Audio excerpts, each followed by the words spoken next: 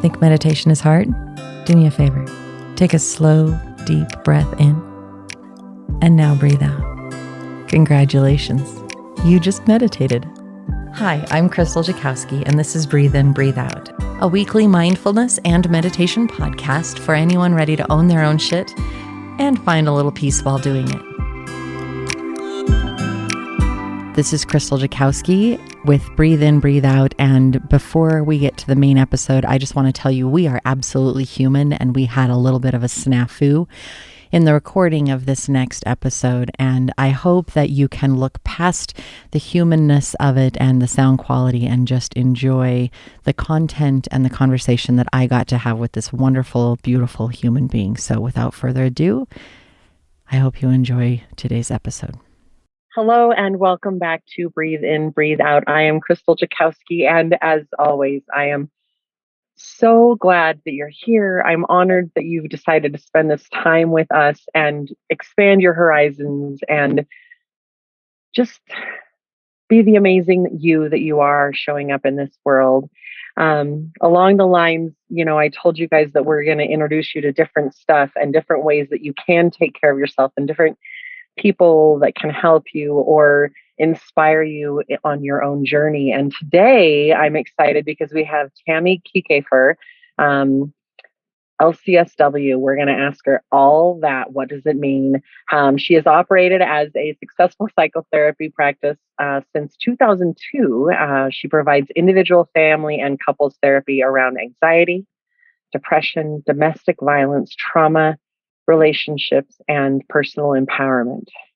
Tami is a certified yoga instructor, and she weaves concepts of holistic therapy into her clinical work. So I'm really glad that she's here, and welcome today. Thank you. Thanks for having me on. Licensed clinical social worker, right? LCSW? Yep, that's correct. In the moment, my brain went, wait, what am I doing here? Let's pause. Brain fart. It's all good. Happens to the best of us. So you've had this successful practice since 2002. What brought you to psychotherapy? I was one of those rare people who kind of knew my entire life what I wanted to do. And I remember I was in my geometry class and I'm not a math person. And it was 10th grade and it hit me. I was like, I want to be a therapist. I want to have private practice. And I started learning more about it, and I got my bachelor's, and I've worked in all kinds of areas in the criminal system and inpatient, outpatient schools. I've had groups, and then I along the way got my master's, and I've just kind of had my eye on the goal of having private practice, and I absolutely love it. Every day is different, and I never know who's going to be sitting on my couch next, or in my Zoom room these days. But I do. I just love my job. It hit you when you were in 10th grade. What was your exposure to counseling and that kind of social work? What was your exposure before that? I think I was always the person in my family who everyone came to talk to, and my friends came to talk to. I think I've always been empathetic, and I think just kind of seeing things big picture. And how I've described it before is that I feel like everyone kind of has a puzzle, their own little puzzle box, and your picture is on the front. And sometimes it gets all jumbled up and you have to put your pieces back together. And I've always looked at that, like there's a why behind the behavior. And that's always been fascinating to me, whether, I was younger, working with my friends or talking to my friends about their problems or, so it's just kind of always been connecting with people and helping people has kind of always been my thing. I really love that statement, the why behind the behavior, because we don't just act the way we act. There's a reason that we are reacting to something that somebody said. There is a reason that we don't like this or that or the other. And taking a moment to say, why? I don't think that we often enough do that. Let's all be little kids. Why? Why is the sky blue? I love that. Exactly. But why? But why? I did that, but why? Some of us have lots and lots and lots and lots of whys behind the behavior. So you have to dig and dig and dig, and that's okay, because pretty soon all of it becomes clear, and then you have the power to change it because now you know why. Yeah. And like you said, they have all of those whys, but those whys are like a protective layer before you get to what's really going on. It's like, well, because I think we do that so that we can avoid going deeper, avoid trying to admit that we don't know, or avoid facing something unbelievably challenging that's like just sitting there saying hi. Yeah, it's scary. It can be very scary. And I think that that's why, I guess also in my practice, I know when people come in for the very first time, they're nervous. And you know what? I'm nervous too. I'll kind of have a little bit of jitteries before I meet somebody new. Like, oh my gosh, are they gonna like it here? Are they gonna like me? Are they gonna feel comfortable? And so I really, that's the first part, is just helping people feel more comfortable, because if you're not open, then I don't know what's going on. And if I don't know what's going on, then I can't help you. So it can be scary to look in the mirror and own your stuff. It's okay to cuss. My tagline is own your shit. It's Oh, okay. good, Everybody good. knows we cuss here. Yeah. I am right at home. Yes, please be. Um, so you get people coming in. What are some of the biggest conceptions of talk therapy that you have come up against that you feel are hurdles for people going in to get help?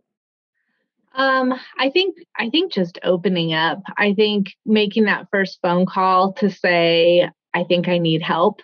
That's a tough one, because like you said, all of the little protectors that we have around us all the time. I mean, you have to have protectors, because otherwise you never get anything done. You'd just be kind of a bubbly mess. I would anyway. So I think that, yeah, I think making that first phone call and just saying, like, I don't know what else to do. I feel like I've tried everything that I can do. And I think that, I rarely get the phone call of someone saying, I think I'm getting ready to go into a crisis. That never happens. People are like, I need to get in now. When's your first opening? And we just wait too long to make that phone call. Every now and then yeah. I want everyone to hear this for a second. I really want to repeat it in a different way. You mean that talk therapy is not only for people in a state of crisis, it's actually beneficial before you get there? Oh, 100%. Because I think that's a misconception people have, is that only people in crisis have it. Only people in crisis go talk to somebody and need that extra boost or need that extra direction in life. And having that relationship with a therapist ahead of the crisis means that you're not panicking and you're not, for lack of a better word, dating around trying to find a therapist that really jives with you and understands you and works with you. So, if you hear me correctly, I'm just going to tell you right now, it's great to look for that ahead of time and say, you know what? I hear that it's good, and maybe it's something that I could use, and maybe I'll just kind of go check it out and see what's there and see if there's somebody that can help me. And you might be surprised at how much easier life becomes because you have that safe space, objective friend, for lack of a better word, that you can go to and just say, hey, this is a problem for me. Yeah. Yeah, definitely. And because I think you think about how often people are actually in crisis enough to pick up the phone. Hopefully not 24/7, and it doesn't last 24/7. So the crisis hits, and then there's the panic, and then that's when you pick up the phone and find someone. You're right. It's like you're in panic mode, you're in survival mode. So then the crisis goes away and you're like, I don't really need a therapist. I got this. But then the next crisis happens and then they start building. And now all of a sudden you've got a different level of anxiety, a different level of depression, a different level of toxicity in your relationship. And so why wait? I really want you to think about this, guys. When was the last time you were in crisis that you actually picked up the phone and called somebody and said, I need help? I think the majority of us, when we're in crisis, actually shut down more. And it's less about reaching out for the help and it's more about survival and just trying to get through what we're going through. So you don't reach out.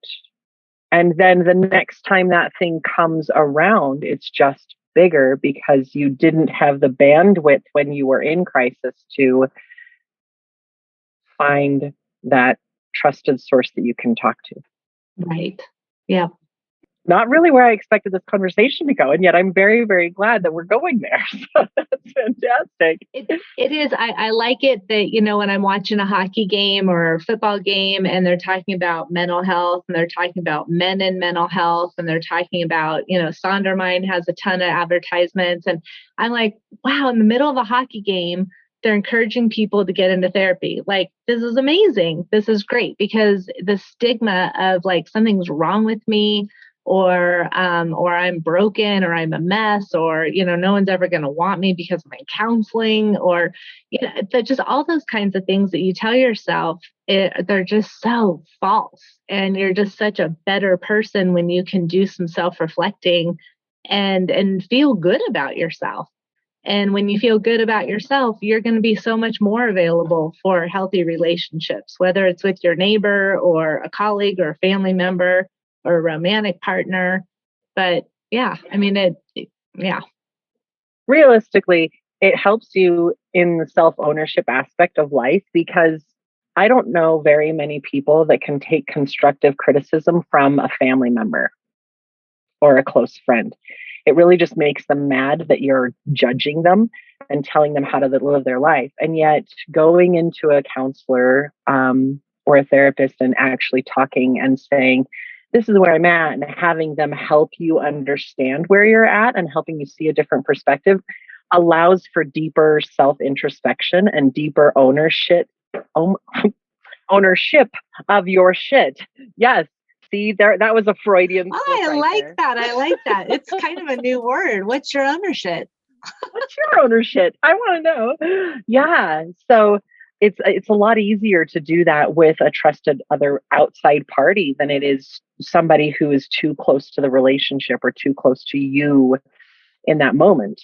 Somebody like I want to talk about toxic relationships because this is an example and it segues right into it. A therapist can help you see that this relationship is toxic for you and not benefiting you in healthy ways. Whereas if a family member says that, it's really common to say, screw you, I'm going to do what I want to do. And the therapist can help you say, okay, so how does this feel for you? And is this beneficial? Is it bringing you more joy than pain and sorrow? How do you know, like, what's the definition of toxic in relationships and communication? How do you know what that is? That's a really good question because you hear toxic relationship, and it's a very vague term. I think that I would look at a toxic relationship as, I guess in my own life, I try to strive to be around people who, after I leave them, after our connection, after our dinner, lunch, whatever, I feel better afterwards. I feel good after my interaction with that person. And maybe I look at toxic relationship. A relationship is someone who you're close with. You're supposed to be comfortable to be vulnerable with. And if most of the time you feel horrible about yourself after your interaction, if most of the time you don't allow yourself to be vulnerable with that person because you're afraid or you don't trust them or fear. I mean, fear drives it. I mean, I would kind of say that's your toxic relationship. So it's really paying attention to where you're at, how you feel, and how you feel in that relationship. Is this a beneficial, beautiful, positive thing? Or is this something that's actually causing me dis-ease and unrest and upset? Yes. Yeah, I would say so. How do you feel in that relationship? I think that, I have the foundation of a relationship is something that I talk with my clients a lot about. And I think that there's 4 areas that are the foundation of any relationship, and that's respect, trust, communication, and appreciation. And you can, if any of those areas are cracked, for a romantic relationship, most of the time intimacy is the first thing to go and the last thing to come back. But in any relationship, if you think about it, maybe those 4 areas, the foundational areas, are ways to gauge if your relationship is toxic or not. Do you feel respect? Do you feel trust? And trust isn't just like, oh, I'm cheating on somebody or affairs. I mean, it's like trusting atmosphere, that you can be yourself, that you can talk about the things that you want to talk about, that you feel comfortable to ask a question, to question your partner. And, you've got to have a trusting atmosphere for that. And then you've got to be able to communicate. So maybe if those areas are compromised, and you could gauge your level of toxicity based on those. I love that. I love that right there. Level of toxicity. It's not that somebody or something is absolutely 100% bad for you. There are levels and there are warning signs and there are things that we can be aware of and say, wait a minute, if we're in tune with ourselves, if we're owning our shit and saying, no, this is where I'm at, then oh, you know what? I like being around you and we communicate really well, but I really don't trust that person to da da da da da. And maybe that's an opportunity to say, hey, let's communicate about this area and you can improve it. So it's not like just because something is toxic, quote unquote, in your life doesn't mean that it's doomed or that it's like you got to cut it out. I think you have an opportunity, right? And I think, yeah, the level, I like that you pointed that out, the level of toxicity. I think a lot of times people stay in a really bad relationship because they say, well, they're not cheating on me and I'm not getting beat up and I'm not, so, it can't be that bad. And there's not, a ton of drugs and alcohol and whatever.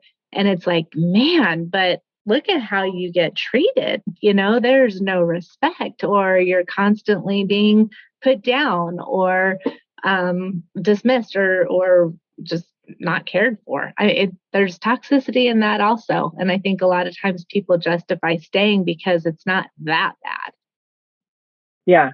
Where is your level? Where is your threshold? And what is your limit? Your personal, where am I at and how do and I think that comes into personal self-worth, which is, I'm sure, something that you end up having to work with a lot. People just valuing themselves in their relationships and in the life that they're going through of, I deserve this or I deserve that, compared to it's okay. Yeah. And confidence, self-worth. And unfortunately, when you've been in a relationship that is pretty toxic in one way or another, your confidence goes down. It takes a hit.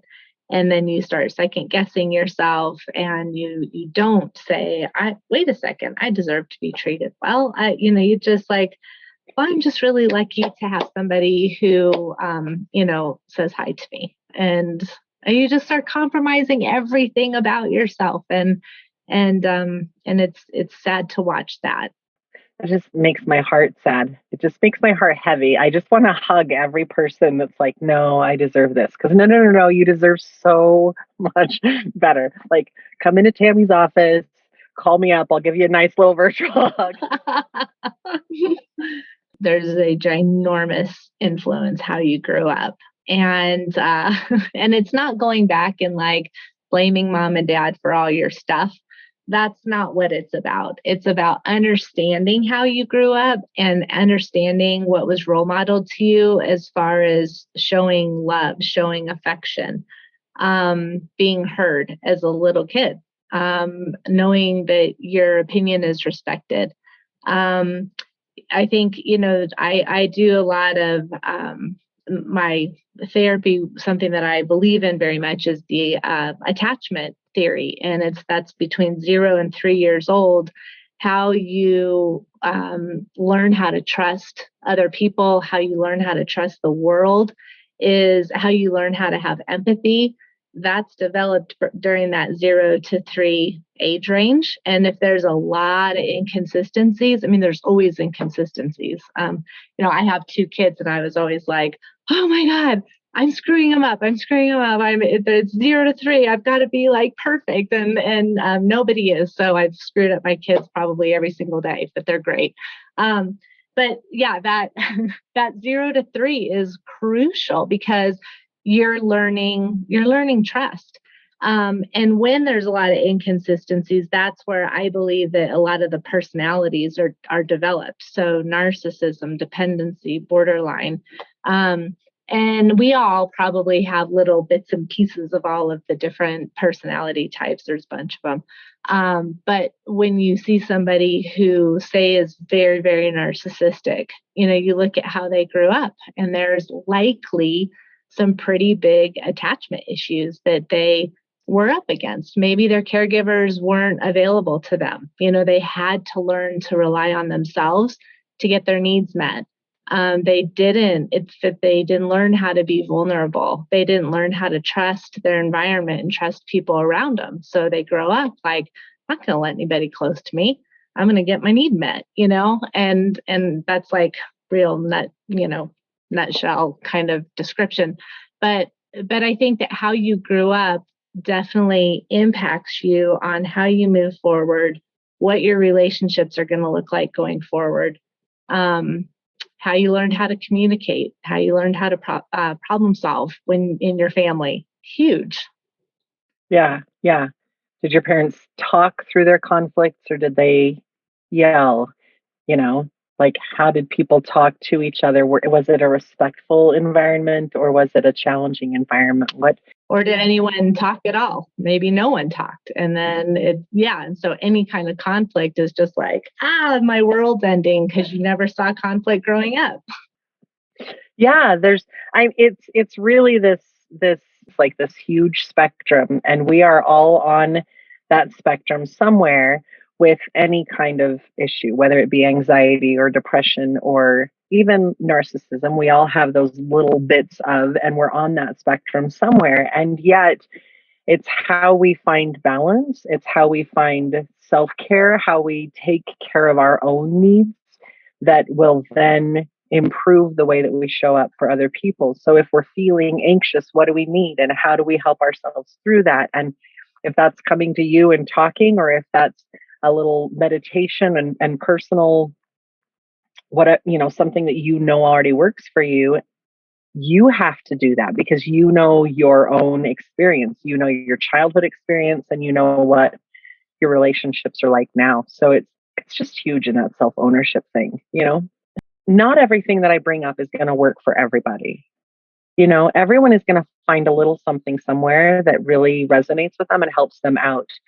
And I'm a firm believer that I may ask one question, you may give 9 answers, but of those 9 answers, something really hit somebody and they were like, oh my gosh, that's what means, whoa, that hit really hard. And so I love all those answers because it just expands the possibility of people connecting to it and being able to say,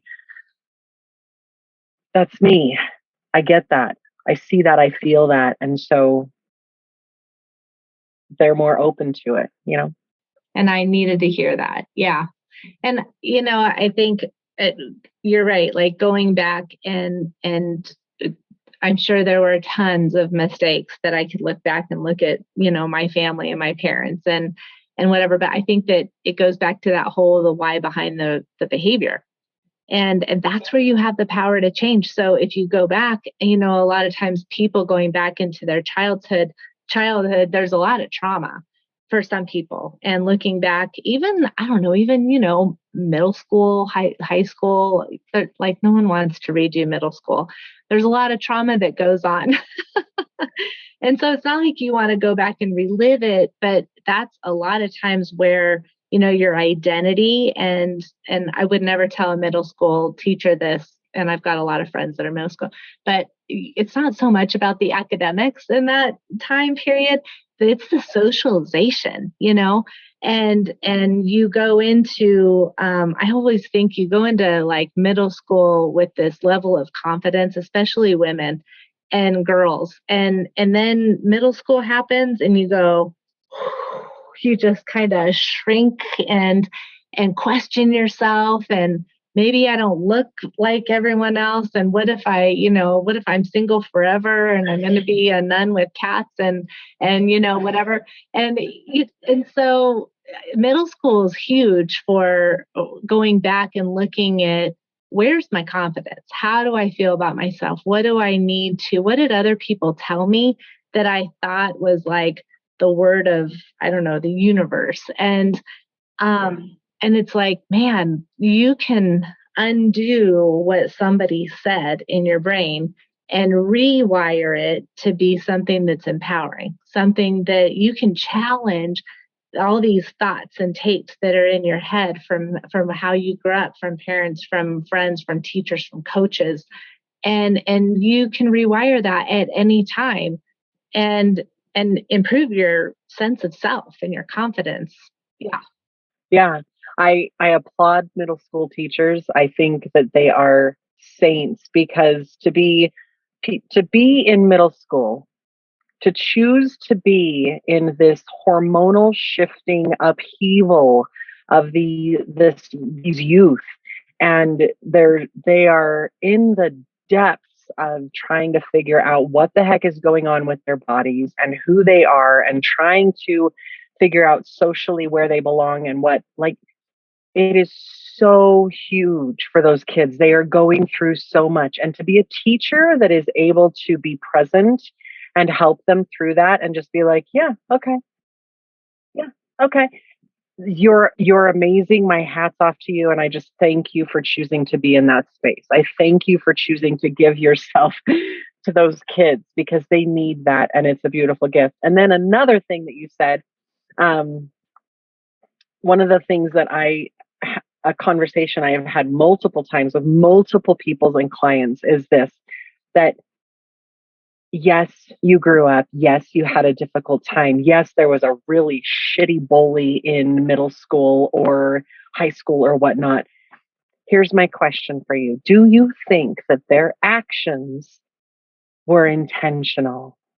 When you fought on that playground with somebody, do you think that they intentionally thought, I want to hurt this person today because I'm having a bad day? Do you think that your parents intentionally imprinted something on you that was, like mom didn't have a lot of time for you? Well, do you think that she did that intentionally and said, I don't want to spend time with you? Or was that just a product of the way that mom's life was, and mom was doing the best that she absolutely could? When we, like you said, look back and unwind it and see what are the circumstances and what were the things that were happening in that moment. And when you honor not only the people around you, but yourself in that, because you made a pattern, you chose to make a pattern or habit from that experience. So when you go back and you honor that and you say, you know what? I see that happened and that really sucked. And yet I'm going to give myself a hug and say, hey, good job. High five for surviving that. And I'm going to let everybody else, give them the respect that they need, because they were obviously going through their own shit at the time. And now you're better here because it's like, yeah, I don't have to go through that again.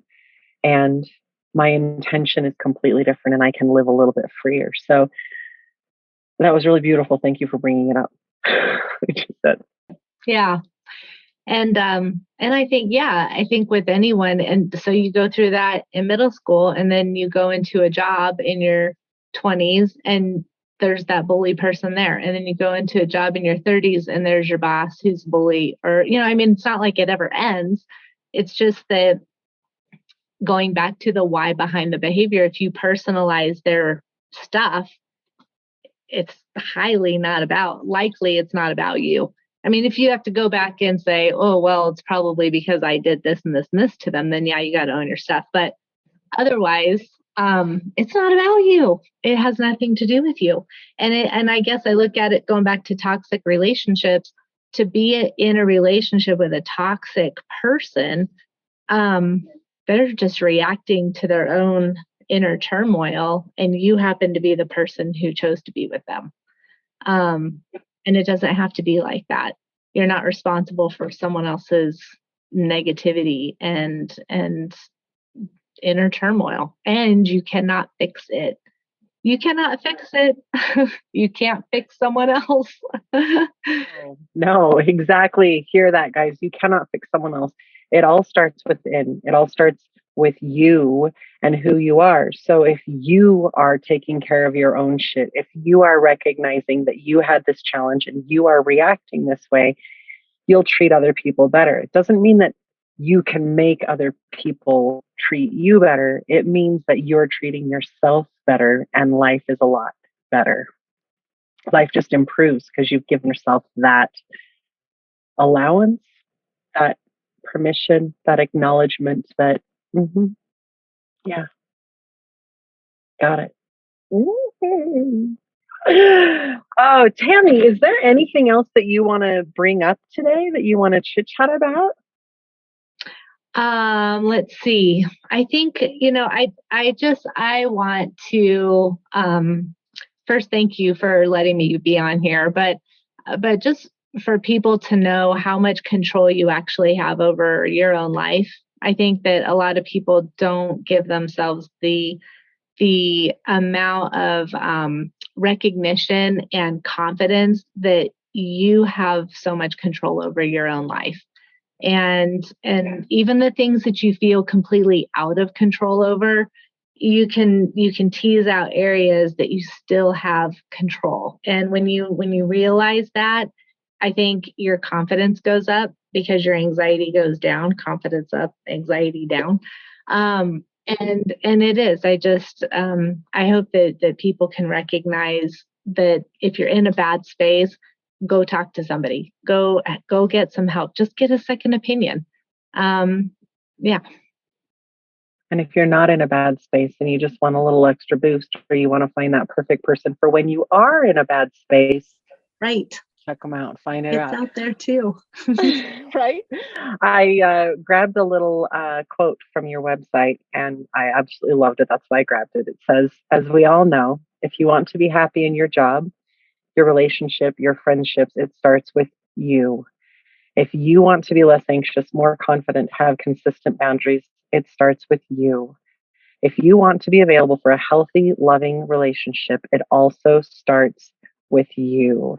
You are the creator of your life. You are the one who gets to say, no, no, no, I want this instead of I want that.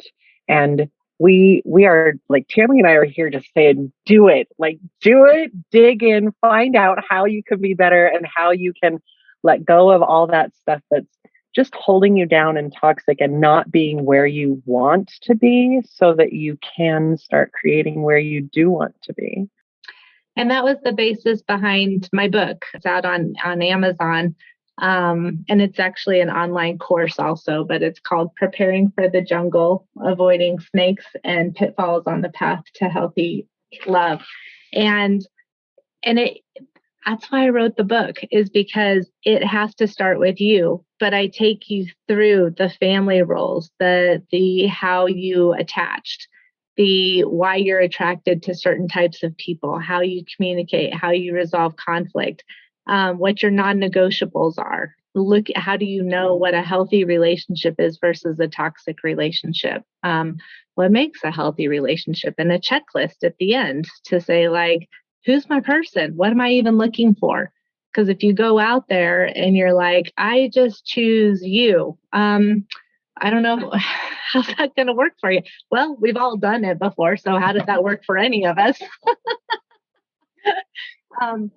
But I just believe in that wholeheartedly, that it does start with you, and I want to give you that starting place. And how do you know? So that's the basis of my book, and it's also on an online course that I'll personally walk you through So it's more in-depth experience, but that's the basis of it. Is it starts with you. What do you want your life to look like? And time's just ticking. So if you don't want to figure it out now, you'll have an opportunity in a year to figure it out, because all that stuff will still be waiting for you. Just hanging out. Yeah, not going to leave. So 2 little things before we go. I have a couple questions that I just want to ask you. Orange or green? Green. Okay. City or country? Country. Large groups or personal time? Personal time. Pine trees or the salty ocean air? Pine trees. Which season and why? Spring, because everything is new and fresh and clean and growing, and yeah. Okay. And then self-care is big in this podcast. And so our listeners want to know, what is your biggest favorite or most unique type of self-care that you didn't realize that you enjoy, but actually really fills your cup? That's a good one. I think I love being with my family. I love being with my kids. I love being with my dog. I love being with my fiance. I thought before COVID that I wanted to go out. I got a taste of COVID, and I got to tell you, I like just kind of hanging out. I love camping. I love being outside. As I'm thinking about more of your question, sitting by a river, probably like maybe on some rocks in the mountains, warm air, and just listening to the water. Love it. Tami is absolutely fantastic. She has a website, healthyhealing.net, and then absolutely check out her book, Preparing for the Jungle, Avoiding Snakes and Pitfalls on the Path to Healthy Love. Is there any other way that people can get in touch with you that you really want to highlight right now? I have a Facebook group. It's a Women's Empowerment Toolkit group, and it's just for women. And it's a private group. I monitor everything on there, but it's a great group. I encourage everybody to post, but I post very inspirational type things, healing, self-confidence, self-empowerment, and it's all just about, where are you? What do you have going on? And how can you feel better about where you are today? So Women's Empowerment Toolkit group. It's a great place for people to start. I love it.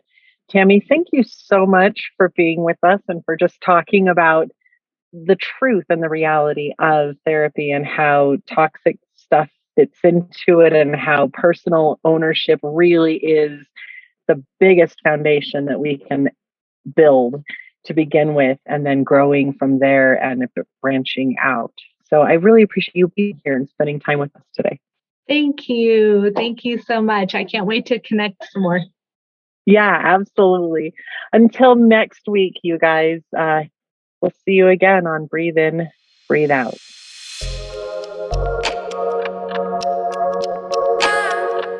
I hope this moment of self-care and healing brought you some hope and peace. I'm Krystal Jakosky on Instagram, Facebook, and YouTube, and I hope you check us out and follow along for more content coming soon. I look forward to being with you again here on Breathe In, Breathe Out. Until next time, take care.